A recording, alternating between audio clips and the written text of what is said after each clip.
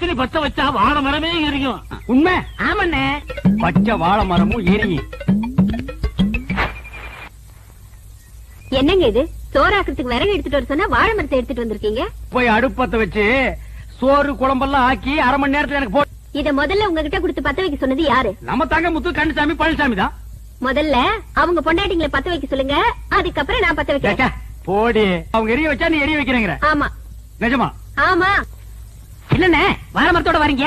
உன் சம்சாரத்தை அடுப்பு பத்த வச்சு காப்பிய போட்டு கொண்டு வந்து குடுக்க சொல்லு, நான் குடிச்சிட்டு போறேன். விளையாடுறீங்களா? நானே என் சம்சாரத்தோட மேலோட்டமா குடும்பம் நடத்துறேன். அவளை பத்த வைக்க சொல்லி என் குடும்பத்துல விரிசலை உண்டாக்கிறாதீங்க. அண்ணே, நானே குத்து குளிப்பா குடும்பம் நடத்திட்டு இருக்கேன். குடும்பத்துல குழப்பத்தை உண்டாக்கிறாங்க. எல்லாம் கூப்பிட்டா வரமாட்டா. எது வரமாட்டாளா? நீ புருஷன் தானே? ஏதோ ஒப்புக்கு புருஷன். எது ஒப்புக்கா?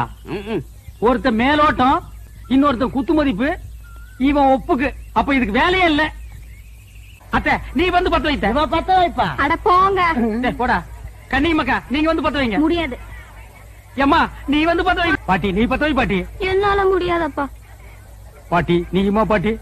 அப்படின்னா இந்த ஊர்ல யாருமே பத்த வைக்க முடியாது.